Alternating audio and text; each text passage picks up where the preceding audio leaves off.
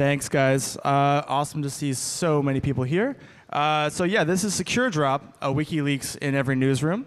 My name is Garrett, and I'm a security and privacy engineer at Mozilla, and I also work on SecureDrop. This is Bill. Hi there, I'm Bill Buddington. I work as a developer at the Electronic Frontier Foundation. We also have our fingerprints up here.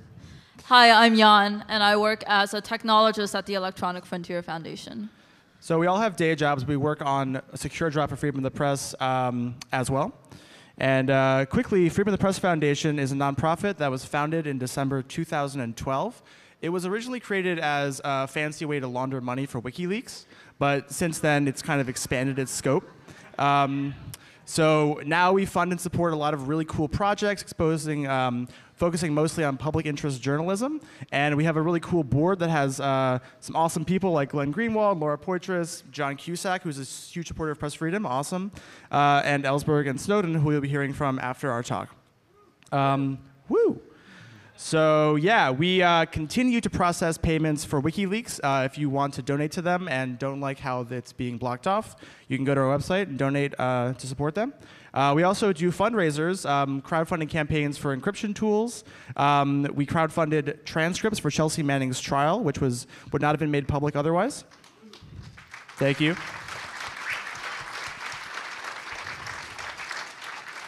Thanks. And we also operate and maintain SecureDrop, which is a whistleblowing system that any news organization can install and use to receive anonymous tips and communicate with sources safely. And with that, I'll turn it over to Bill. So the question is, why SecureDrop? Anyone recognize his face? A few of you, right? Yeah, he's been wandering the crowd, and he gave a talk yesterday. This is Thomas Drake. He leaked information about fraud and abuse at the NSA, part of the Trailblazer program in 2005. He was indicted under the Espionage Act under Obama. This is kind of unusual because the Espionage Act is a federal law that was enacted in 1917. It was meant to criminalize spies and not journalists. And Thomas Drake was exposing corruption, and he went through every conceivable channel to expose corruption internally before going out to the public. It's also unusual given that this is the most transparent administration in history. Believe it. But put that aside for a moment.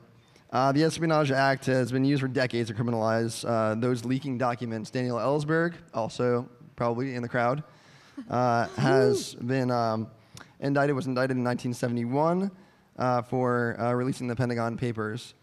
In 1985, Samuel Morrison under Reagan. In 2006, Lawrence Franklin under Bush. So you can see this history of the executive branch criminalizing leaks under the Espionage Act. The only thing is, this is an unusual move for a president voted in on the premise of change.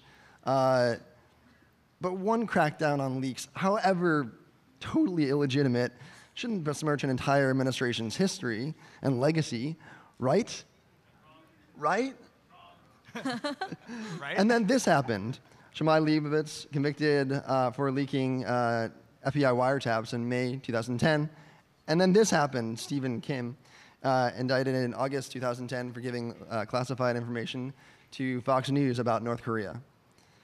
That's kind of not cool, guys. Maybe you should tone it down. And then this happened. Chelsea Manning convicted of 35 years in military prison. So, of course, we have a few more names to add to the list. Jeffrey Sterling, John Carricow, and Edward Snowden. All indicted, some charged with Espionage Act under Obama. So we have this kind of paradigm that in the 20th century, a journalist could protect their sources just by refusing to disclose them. In the 21st century, the journalists are out of the loop completely. They're taken out of the equation, and the government can discover sources on their own. So let's go over a bit of threat modeling. These mass surveillance programs can even compromise a source before they get to the point of submission. They might not even be able to submit documents to the press in the first place before they're caught. And if and when they do actually get there, we've learned through a Google study in March 2014 that 21 out of 25 media organizations across the world have been the target of a state-sponsored hacker attack. So that's kind of frightening. 2 days ago, Edward Snowden has this quote: "Journalists have to be particularly conscious about any sort of network signaling, any sort of connection, any sort of license plate reading device that they pass on their way to a meeting point, any place they use their credit card, any place they take their phone, any email contact they have with their source, because that very first contact, before encrypted communications are established, is enough to give it all away." This has been called a high-tech war on leaks by the New York Times. You know, as I said, in total, 8 leakers have been charged under the Espionage Act under Obama alone. And for simply collaborating with a source, James Rosen had his phone calls and emails tapped without his knowledge. So what options do leakers have?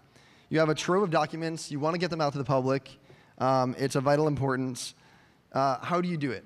If you don't have the technical skills to actually do what Edward Snowden was able to do, you can try to email a reporter, but half the time they have a stat page and they don't actually publish any GPG keys. How do you do that? How do you send them files securely? Even if you do have the skills to send them files securely, they might not have a GPG key for you to do so. Even if they do, how do you protect your own anonymity? Do you create an anonymous email address? How and with what service? If you were a whistleblower today, would you send a snail mail to open up communication? I mean, that doesn't leave a digital trace, but it leaves a bio trace. It leaves bio data. And as they say, mo snail mail, mo problems. I don't know if they actually say that, but it leaves traces. So there are a lot of unanswered questions for a potential leaker. So you're kind of left with this situation.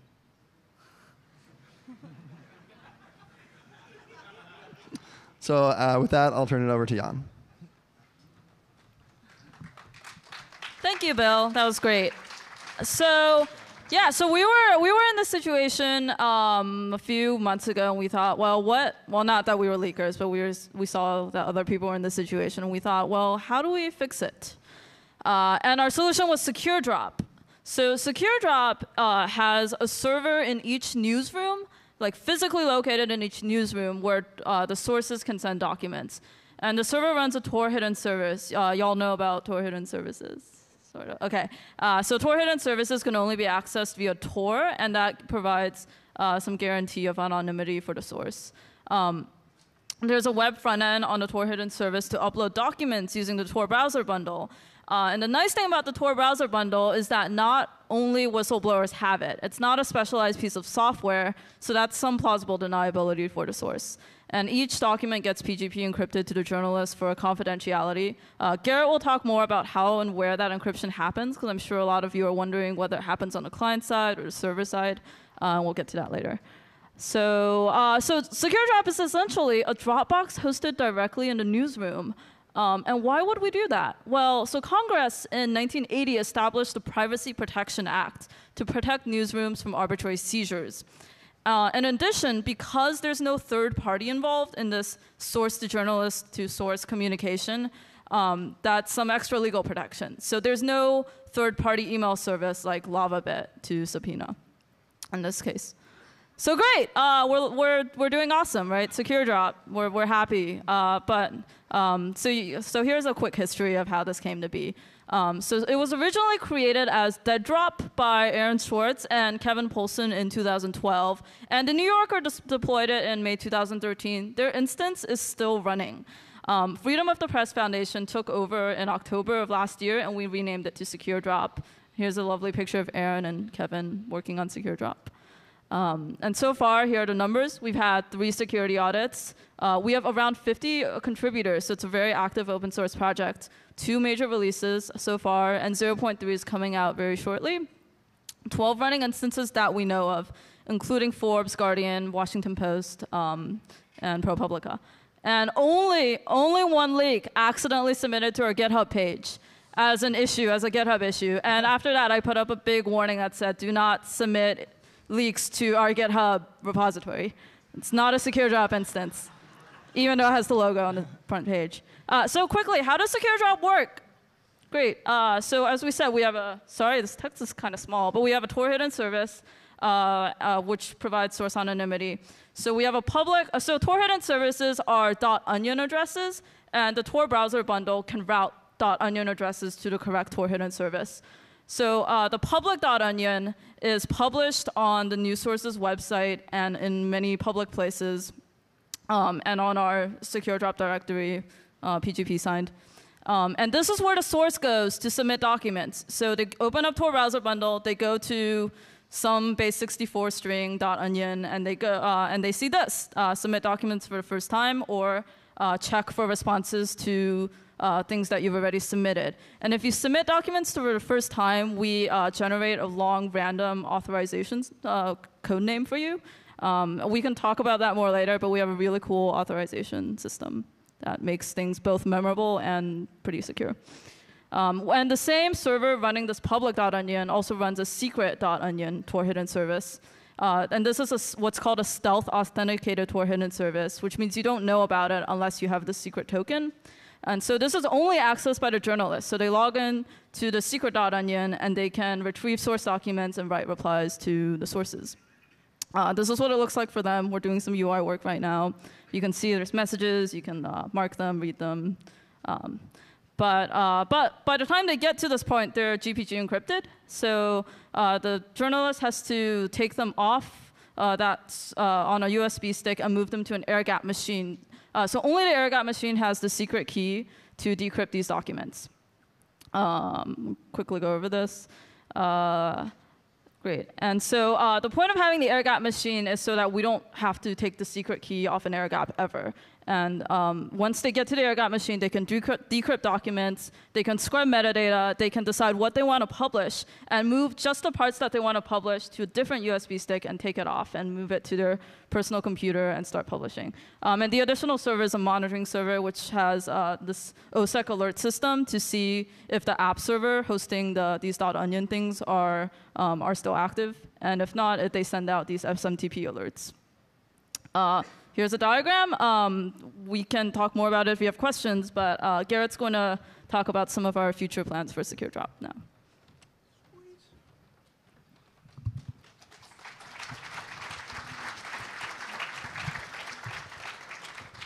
Hey guys, so that was a whirlwind tour of the SecureDrop architecture. Show of hands if you understood it. Oh, wow. Wow, thank You are all lying. 4 minutes. Thanks for being so nice. That was great. I'm really glad. So if you did understand the architecture, or at least you have some sense of the parts of it, you might be thinking, oh, wait, I got ahead of myself. Quickly, SecureDrop 0.3. That's the new release that we're releasing in about 2 weeks. We have a few more final issues to fix up, but here's a sneak peek of what to expect. This is what the source UI looks like in the current version. If you were polite, you might say it's a little homely. And we're upgrading that so it looks kind of like sexy and fresh in the new version. And hopefully it's also more friendly and easier to use and understand. We also did the same thing with the journalist interface, and not only does it look nicer, but we also incorporated a lot of usability improvements that were specifically requested by our deployment partners. So I get a lot of emails that are journalists saying like, hey man, this is really annoying, this is happening, or this is hard to use. And so we took all those filed issues on GitHub and then resolved them one by one. So this is an incremental improvement that has a lot of requested features and should make it easier for journalists to kind of develop a workflow around SecureDrop. In version 0.2, installation is somewhat complicated. As you can see, there are multiple components. There's a lot of security hardening, which takes a pretty experienced sysadmin to set up properly. We actually have such an awesome person on our team. So in version 0.2, we have a full-time employee who travels around to every news organization, sets up SecureDrop, trains their employees, and helps them with updates and any problems they might have. In 0.3, we replace him with an apt-get. Thanks. So he'll still be around helping us out, but we don't need to like waste his time on doing the same job every time, which is going to be awesome. So yeah, we also got an audit done, this time by ISEC partners. They did a really great audit of our code, found some issues, nothing too major. So we're going to release the full audit report along with the code in about 2 weeks once we have everything, all the issues from the audit fixed up. This is part of our commitment to audit every single release that we put out. Because we recognize that people use this for high security situations, and we want to make sure that the software is as safe as possible. So we'll have every release from now on audited by independent third parties, and we got ISEC to do this one. They did a great job. So rock and roll. Thanks. So back when I was saying if you understood the architecture, you might have had, if you're familiar with security engineering at all, a few thoughts like this. It's not a perfect architecture. There are a lot of trade-offs for usability, and I want to talk a little bit about what those look like. So one thing that you can say about SecureDrop is that it's a web application. That's good because it makes it easy to use. The process is pretty much install the Tor browser bundle, visit a .onion address for that news organization, and then click a bunch of buttons. It's way easier to set up than GPG or OTR. And it also has, as Jan mentioned before, a nice property of plausible deniability. Since the Tor browser does a lot of work to try and erase any traces of sessions that you do in the Tor browser, by simply not storing any persistent state in the application, it's pretty easy to have a strong assurance about the application not leaving traces on a source's machine. So if a source is being investigated, they might have the Tor browser bundle, but they don't have like a SecureDrop native client, which would look a little bit more awkward. And so we think that's a pretty cool property. Unfortunately, SecureDrop is also a web application. And that means that there is the huge attack surface of the browser to contend with. We do encourage sources to disable JavaScript, and that's specifically with the Tor Freedom hosting attacks in mind of last August, where the FBI used targeted malware based on a JavaScript exploit to own a bunch of Tor users and de-anonymize them. So that is kind of a cool mitigation, but we have no idea if people actually follow our instructions. And it also really limits what we can do with the application. If you're a web developer, try writing a thing without JavaScript these days. It's pretty hard to do. So it also limits use cases. You know, if you're a source who doesn't feel comfortable using a browser for whatever reason, we simply have a really difficult time supporting your threat model and your use case because everything is so constrained to this one stack. Another design choice, which is kind of questionable, is that we do server-side encryption. So plain text is sent from a source to the server over the Tor hidden service protocol, which is encrypted end-to-end, and then it's encrypted on behalf of the source on the server. This is great for usability. There are no keys to manage. It also helps maintain deniability. Imagine if you're an engineer for a second trying to do end-to-end encryption without storing any state. It's tricky. Not impossible, but tricky. It also lets us use established tools like GPG. So instead of rolling our own crypto, we can simply use established, audited, highly considered tools that already exist. And that makes auditing and reasoning about the security of the system a lot easier. But it makes the server a huge, huge target. And this is some of the things that an attacker can do if they have an active, ongoing attack on a SecureDrop server right now. They can get the plain text of all submissions submitted past the point of compromise. Plain text of submissions reveals what's being submitted, and it might reveal who is submitting it, depending on the metadata that could be stored in that file. We treat that as being almost as severe as a Tor compromise, aka a full de-anonymization. So it's a really, really severe attack.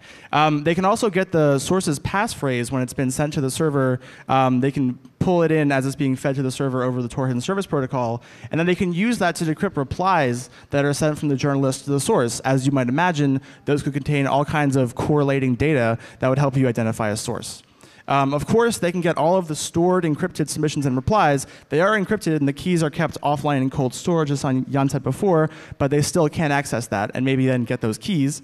And they can also get the metadata about the size and timing of communication, which could also be useful for an investigation. So this is pretty bad. It means we have to be really, really careful about the server and make sure that it's not being compromised, which is why, as Jan said before, we have an OSSec-based monitoring server and all this hardening steps built into the server to try and mitigate this risk, but it's still a huge risk. Also, if you're a network attacker and you can do an active man in the middle of, say, the Tor hidden service protocol, then you can read plain text submissions and replies, depending on your perspective and what traffic you can eavesdrop on. So the Tor hidden service protocol is, as far as we know, secure, and it is end-to-end, but we'd like to have more defense in depth and not rely on that protocol alone to be secure. And of course, you can DOS things, but that's not, people can always do that. Yeah, so these are the solutions we're considering for kind of a big overhaul and a re-architecture of SecureDrop, tentatively called the 1.0 release. So we'll have a generic API that allows us to make implementation agnostic clients. So it could be a web app, and we can maintain the experience that we have now. Or it could be a native application, and we can use that platform to develop a much more hardened application with better security assurances, et cetera. The possibilities become limitless. And then through that, we can hopefully support more use cases and threat models, and support a wider array of sources. You know, like if you're like a local whistleblower, maybe you don't have the same adversary as Edward Snowden does. We'd like to kind of support a wide range with appropriate tools for everybody in between. And we also want to encrypt end-to-end, and that will, of course, minimize the damage from the server compromise I was just talking about. So from this list, if we have end-to-end encryption, my animation is gone. But the first two things are no longer a problem. And the fourth thing is still a problem, but we can obfuscate and normalize, which we already do some of today. We can try and make that less of a problem than it is. And then on this slide, the first point about reading plaintext submissions and replies is no longer a problem if the communication is end-to-end encrypted. So yeah, some of the challenges we're facing are trying to maintain plausible deniability as we move to an end-to-end system. As I said before, that's a challenge. It's very difficult to do, but not impossible.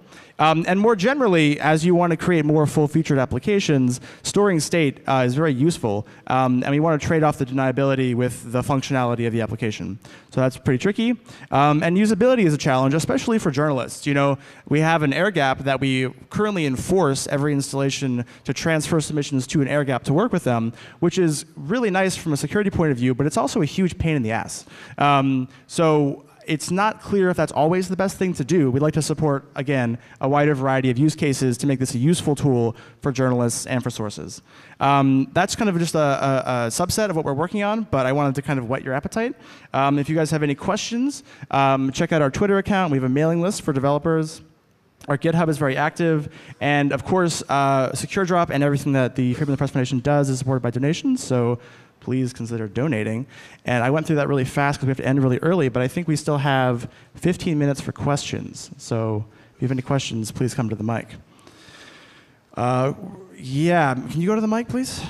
So people can hear it? Oh, no, go for it. What's up?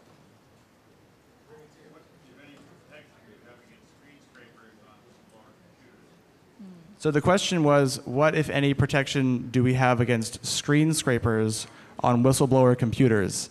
None. No protection against that. Part of our threat model is that we assume the source machine has not been compromised by malware, and that would fall into the category of malware currently. So it seems to me that one of the possible weak points here is getting the leaker to actually download the Tor browser bundle, particularly in light of some of the revelations that anyone who downloads Tor could be a target of surveillance. So it seems like, if Alice works for the CIA and wants to leak documents, as soon as she does a Google search for Tor browser bundle, that could be a weak point in the communication. So it definitely raises some flags, I think, in the X-keyscore programs that we've seen if you're downloading Tor browser bundle, and that's a real issue. But I think that when you're downloading Tor browser bundle, there's an array of use cases for it, and it's not just whistleblowers; it's all sorts of people. Even the national security industry uses Tor to protect their own bodies when they're working in countries that are outside the U.S. So it doesn't automatically open you up for a full-scale investigation, I would say, but it certainly would raise some flags. And we've been thinking about the process of traffic analysis in Tor and how to mitigate the ways by which a source could be compromised in that way. Everyone here should download the Tor browser bundle right now and Google it. Yeah. And so let's give people some more plausible deniability, right? If you guys could like repeatedly download it randomly every day, that'd be really great. Yeah, write a cron job to download it every 5 minutes. I mean, and it's a real thing that it makes the haystack bigger, and it makes it so that you can't pinpoint whistleblowers and leakers when they're doing that extensive traffic analysis that we know they do. Yeah, and we also want to do a lot of work to try and combat traffic analysis, but that's a really difficult field full of open problems, also very interesting problems. So if you're a potential source or leaker, maybe somebody with fewer technical skills, how do they find this, and how do they figure out how to set it up if they don't have strong technical skills? Right. So if you're a source and you want to use SecureDrop, we've been publicizing it pretty well on Twitter, and we've done like lots of media interviews and press requests. So you can find a directory of all the instances on Freedom of Press Foundation's website. And if you're a journalist and you want to set it up, we have seen people try to do this themselves, but they usually have questions and they post them on as like GitHub issues, and we help them out. But if you're a well-funded journalist organization, we can usually just help you set it up directly. I mean, like if you're just like random government employee, you don't use Twitter, and you're like, I want to call my local paper, it's the Republican. Like, how do they discover how to do this? Right. So every news organization has what we call a landing page, and that describes how to use SecureDrop. So basically get Tor browser bundle, go to this onion, and also has some basic OPSEC guidelines, like don't do this on your corporate network, go to a coffee shop, et cetera, and so forth. I mean, those are things that sources need to consider in this case. So it's really up to the news organization where they put that and how they make that known to sources, and it's like up to them if they want to get more information from people by making that more accessible. But I do know and can say that one of our partners, I think next week, will be starting to put the text of their landing page on every page of their site, which hopefully will help with traffic analysis and also make it more accessible. So stay tuned for that. I think there's also a billboard in Washington, D.C. with a SecureDrop URL on it. Is that right? Or am I? I think there might be a billboard as well. Yeah, I think there's a billboard somewhere. We should get a picture of that. Yeah. Yes, I'm an alternative journalist. Thank you for doing this. This is really remarkable and a great public service. You said what I was going to suggest, which is everybody should have Tor. I used Tor when it was first developed, and then fast forward to now, it was horrible at the start, and I think it was a DoD project too. Now it's pretty terrific. What about a viral campaign, a coordinated campaign for all those people out there who want to help press freedom download Tor? Because you could get several million. I mean, I think that one of the limits of using Tor is that it's slow, and then some people are like, well, you know, it's slow, I don't want to use it, it's unviable for my everyday web browsing habits. And one of the things that, not to plug EFF too much, but we're doing an EFF project on getting more Tor nodes out there. And the more Tor nodes there are, especially Tor exit nodes, the better the network becomes. And the paths that are created when you boot up your Tor browser bundle, it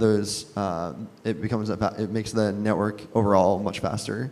Mm-hmm. So I think that's one of the... Yeah, but I think a lot of people would download it who might use it once. I mean, would that help? Mm-hmm. If they knew that was a contribution to freedom of the press and... Yeah, solidarity. Yeah, okay. And also on pressfreedomfoundation.org, we have a donation page that gives to the LEAP project, as well as the Tor browser bundle, and a bunch of other projects, and SecureDrop. That you can kind of, as a sliding scale, donate to whoever you want to. Thank you again. Yeah. Thanks. Thank you. Thank you. I'd like to first reemphasize the point you just said. Please run a Tor exit node. It's really cheap. You can do it on Amazon. It's pretty trivial.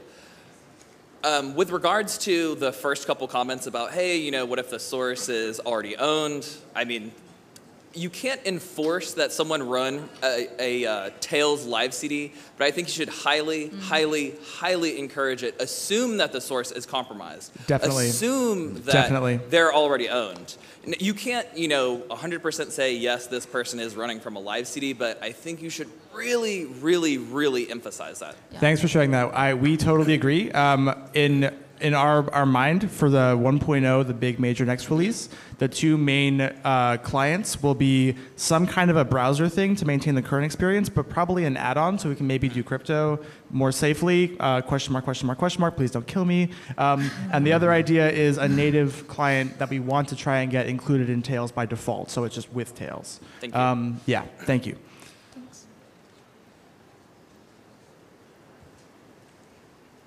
Yeah, I guess that was kind of what I was going to start talking about because, yeah, as you said that you would recommend that users disable JavaScript on the client end, but I was, wondering about the possibility of JavaScript-based cryptography, just in general, I guess. But maybe you already answered that question. So my second question would be then that I guess the allure of it for journalists, or for not journalists, but organizations of the press specifically, is because they can hold on to those documents in-house because of, this congressional act that you mentioned beforehand. However, do you ever see that, citizen journalists themselves, as they grow in number, especially across the world, start to take on a lot of these responsibilities, but yet they do not have these protections? Would you still suggest, or experimenting with SecureDrop if you're with a smaller organization, perhaps an unofficial organization? So I would say that there's this project being developed by one of our lead developers called Onion Chair, and I think that might be something to look into if you don't have the ability to set up SecureDrop instances. But generally, I think that we try and focus on things that we can reason about in a lot of ways, but there's no reason for a citizen journalist not to use SecureDrop. They should definitely explore it, and if it's a useful tool, check it out. We also have some projects, some deployments of SecureDrop that are kind of being set up now, and they're with lawyers and also some members of Congress who are fed up with not being able to get access to documents through their conventional channels, and so they want people to leak to them. Seriously. So it's not just for journalist organizations or big ones, but that is what we started focusing on. We understand that the best. As we grow, we want to support more and more cases, citizen journalists, watchdog groups, NGOs, lawyers, et cetera, and so forth. But we want to consider that carefully as we go. Onion Share. Yeah. Is another cool anonymous file sharing project that you guys should take a look at if you're interested. Yes, one technology that Aaron Schwartz was also working on was Tor-to-Web, which was a kind of a web proxy for accessing Tor hidden services in the darknet. Yeah. But when I look at your architecture, then I think there was nothing about Tor-to-Web. So why did you drop Tor-to-Web from your architecture, or did you, or? So sure. Currently, if you use Tor-to-Web to access a SecureDrop instance, it gives you a warning. And it says you are highly advised not to submit any documents over Tor-to-Web to our portal because it doesn't protect your anonymity. Tor-to-Web has great uses, but SecureDrop is not one of them. Yeah, so the source isn't being protected when they use Tor-to-Web. It's really great for anonymous publishing, but for anonymous submission, the source isn't being anonymized at all, so it's not a good idea to use SecureDrop over Tor-to-Web. And we do display a banner warning if they try to do that. We detect Tor-to-Web. Other platforms like WikiLeaks encourage the use of Tor-to-Web, but we feel like that is risky. Okay. Thank you. Can you talk about some of the vulnerabilities for the air gap machines in the newsroom and what you've done to make sure somebody doesn't accidentally plug that machine in, for instance, because newsrooms can be hectic places? Yeah, so the air gap machine is, first of all, it's physically air gap. So do you want to mention, take out the wireless card? Yeah, so, yeah. To prepare the air gap workstation, we disable the wireless card.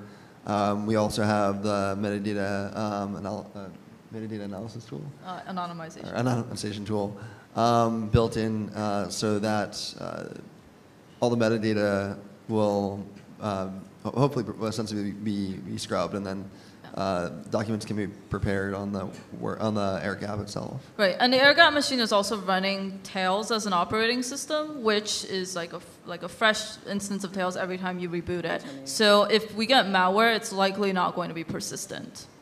So. And additionally, so some of the more paranoid installations, instead of using a USB stick, which can be compromised via its firmware, will use CDRs to transfer files to the air gap, which is a huge pain, but it's really secure. The malware can't exfiltrate data back onto the CDR to go back to a machine like it can with the USB stick. We've also debated write-only USB sticks, which don't work 100%. They're not totally a good guarantee. And having a big bucket of USB sticks that you just throw away each time, which is horribly for the environment, you know. But anyway, we've been considering it a whole lot. It's a really interesting problem. Thank you. Hi, I wanted to know, how do you guys compare or cooperate with other projects like WikiLeaks or maybe others you're not aware of? Sure. So we actually were in Berlin, all three of us and some others, with WikiLeaks this week, Sunday through Thursday. We are both interested in trying to get something into the Tor browser bundle by default, again, so we can preserve this deniability property. And they're interested, but they have a lot of concerns and a lot of requirements. And so we thought, well, we could maybe work together on something that would help both platforms be more secure for its users. We have some really cool ideas that we're going to be publishing this upcoming week. So stay tuned, check it out. Hopefully it'll be really cool. Yeah. Thank you. I think we have time for about one more question. Yeah. Yeah, we're actually just the opening band for Ellsberg and Snowden. So lots more cooler stuff ahead. Everybody say Snowden. I already asked a question, so if somebody else wants to jump in, they can totally have It's it. very generous of you. Okay, but go ahead. Just another question. At what point do you scrub the metadata of, and are you talking about scrubbing the metadata of documents that people submit? Yeah. So, why do you do that? I mean, only because, some journalists now, or some data journalists, and increasingly the journalists of the future are making use of that data. Right, so at the point of submission, it's an option. So we give sources the ability to scrub metadata, but it's an imperfect process. And often, as you said, journalists like to use that information to provide additional details in their stories. In the future, I think we're going to be moving more towards a model of being able on the air-gap machine to choose which metadata is to be preserved or to be redacted. Cool. All right, guys, that's it for us. We're the opening band. Thank you. you. Thank you.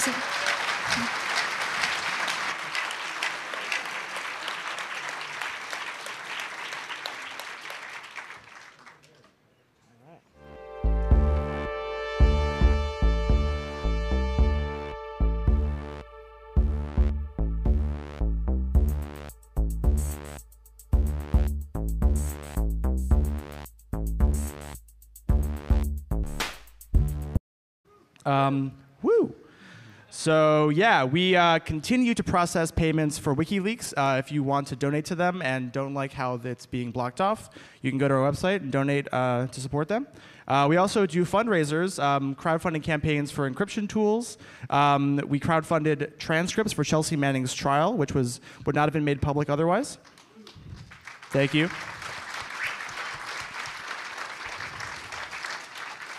Thanks. And we also operate and maintain SecureDrop, which is a whistleblowing system that any news organization can install and use to receive anonymous tips and communicate with sources safely. And with that, I'll turn it over to Bill. So the question is, why SecureDrop? Anyone recognize his face? A few of you, right? Yeah, he's been wandering the crowd, and he gave a talk yesterday. This is Thomas Drake. He leaked information about fraud and abuse at the NSA, part of the Trailblazer program in 2005. He was indicted under the Espionage Act under Obama.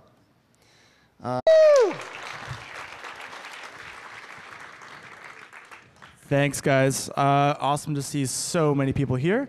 So yeah, this is SecureDrop, a WikiLeaks in every newsroom. My name is Garrett, and I'm a security and privacy engineer at Mozilla. And I also work on SecureDrop. This is Bill. Hi there, I'm Bill Buddington. I work as a developer at the Electronic Frontier Foundation. We also have our fingerprints up here. Hi, I'm Jan, and I work as a technologist at the Electronic Frontier Foundation. So we all have day jobs. We work on SecureDrop for Freedom of the Press as well. And quickly, Freedom of the Press Foundation is a nonprofit that was founded in December 2012. It was originally created as a fancy way to launder money for WikiLeaks, but since then it's kind of expanded its scope. So now we fund and support a lot of really cool projects focusing mostly on public interest journalism. And we have a really cool board that has some awesome people like Glenn Greenwald, Laura Poitras, John Cusack, who's a huge supporter of press freedom, awesome, and Ellsberg and Snowden, who you'll be hearing from after our talk. This is kind of unusual because the Espionage Act is a federal law that was enacted in 1917. It was meant to criminalize spies and not journalists. And Thomas Drake was exposing corruption, and he went through every conceivable channel to expose corruption internally before going out to the public. It's also unusual given that this is the most transparent administration in history. Believe it! But put that aside for a moment. The Espionage Act has been used for decades to criminalize those leaking documents. Daniel Ellsberg, also probably in the crowd, was indicted in 1971 for releasing the Pentagon Papers. In 1985, Samuel Morrison under Reagan. In 2006, Lawrence Franklin under Bush. So you can see this history of the executive branch criminalizing leaks under the Espionage Act. The only thing is, this is an unusual move for a president voted in on the premise of change. But one crackdown on leaks, however totally illegitimate, programs can even compromise the source before they get to the point of submission. They might not even be able to submit documents to the press in the first place before they're caught. And if and when they do actually get there, we've learned through a Google study in March 2014 that 21 out of 25 media organizations across the world have been the target of a state-sponsored hacker attack. So that's kind of frightening. 2 days ago, Edward Snowden has this quote: "Journalists have to be particularly conscious about any sort of network signaling, any sort of connection, any sort of license plate reading device that they pass on their way to a meeting point, any place they use their credit card, any place they take their phone, any email contact they have with their source, because that very first contact, before encrypted communications are established, is enough to give it all away." This has been called a high-tech war on leaks by the New York Times. As I said, in total, 8 leakers have been charged under the Espionage Act under Obama alone. And for simply collaborating with a source, James Rosen had his phone. Shouldn't besmirch an entire administration's history and legacy, right? Right? Right? And then this happened. Shimei Leibovitz convicted for leaking FBI wiretaps in May 2010. And then this happened. Stephen Kim, indicted in August 2010 for giving classified information to Fox News about North Korea. That's kind of not cool, guys. Maybe you should tone it down. And then this happened. Chelsea Manning, convicted of 35 years in military prison.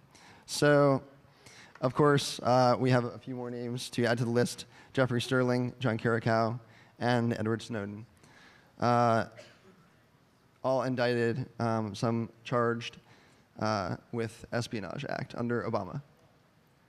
So we have this kind of paradigm that in the 20th century, a journalist could protect their sources just by refusing to disclose them. In the 21st century, the journalists are out of the loop completely. They're taken out of the equation, and the government can discover sources on their own. So let's go over a bit of threat modeling. These mass surveillance